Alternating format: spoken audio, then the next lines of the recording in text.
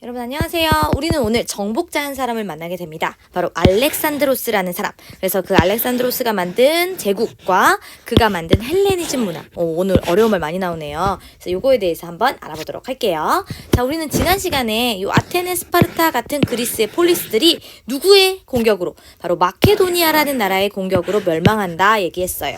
이 그리스 폴리스들이 헬로포네소스 전쟁으로 서로 지네끼리 싸우느라고 약해진 틈을 타서 위쪽에 있었던 마케도니아가 공격을 해서 여기를 멸망을 시킨 거죠. 사실 마케도니아는 그동안 그리스 애들한테 약간 무시받던 그런 나라였거든요. 근데 그들에게 멸망을 당한 거죠. 바로 이 마케도니아의 알렉산드로스 대왕이 있는 겁니다. 근데 사실 그리스 정복은 그의 아버지가 했어요. 그래서 그리스를 정복했으나 살해당한 아버지의 그 뜻을 이어받아서 아버지 제가 나머지는 할게요 라고 한 거죠. 그래서 여기 그리스 정복은 아버지가 하셨고 이제 그걸 이어받아서 알렉산드로스는 어느 쪽? 이쪽으로. 이쪽 어디죠? 동쪽. 그래서 동방 원정을 떠나게 되는 거죠. 그럼 우리 알렉산드로스 대왕의 원정길을 같이 가볼까요? 자, 먼저 이렇게 출발해서 이렇게 동쪽으로 갑니다. 그래서 여기 맞아요. 이집트를 먼저 정복을 하는 거죠. 그래서 이집트를 정복하고 다시 동쪽으로 가서 페르세폴리스 여기 무슨 나라죠? 맞아요. 그 페르시아를 하나하나 전투에서 승리하면서 정복한 겁니다.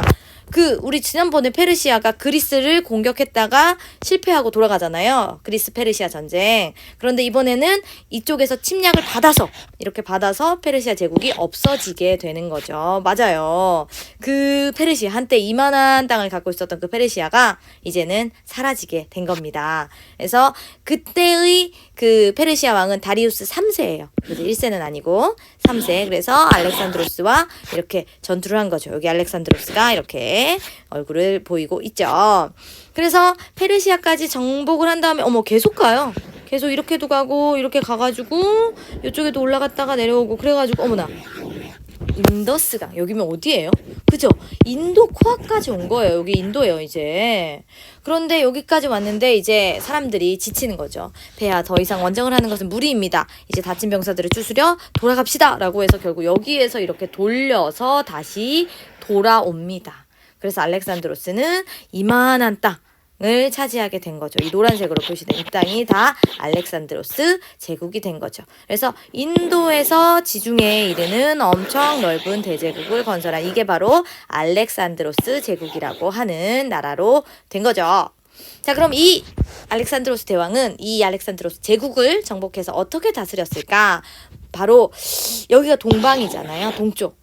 그런데 그러니까 그리스에서 보기에 동쪽. 그런데 여기에다가 원래 알렉산드로스 대왕은 여기 사람이죠. 그러니까 무슨 문화? 자기가 갖고 있었던 그리스 문화를 여기에 전파한 거죠. 그래서 그리스 문화와 동방 문화의 융합을 아주 시도한 왕이죠. 그래서 정복한 지역 곳곳에 도시를 건설해요. 근데 그 도시에 자기 이름을 따요. 그래서 알렉산드로스가 세운 도시, 여기 보면 도시들이 곳곳에 이렇게 있는데 거기다 뭐라고 붙였느냐? 알렉산드리아라는 이름을 붙이고 그리스 사람들을 여기에 이사시켜서 살게 하는 거죠. 그래서 그리스 문화를 여기저기에 심어 놓는 겁니다. 다음 또 하나는요.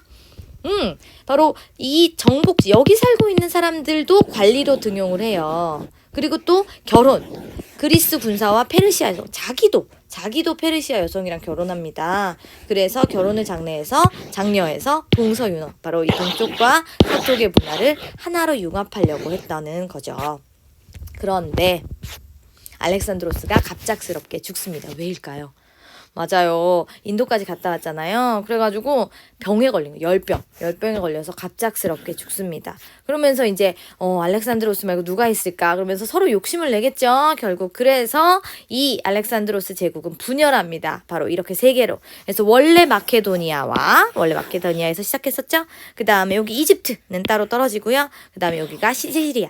이렇게 해서 세 개의 나라로 나눠지는데 나중에 이 나라는 이렇게 나눠져 있다가 로마에 결국은 다 흡수되게 되는 거죠.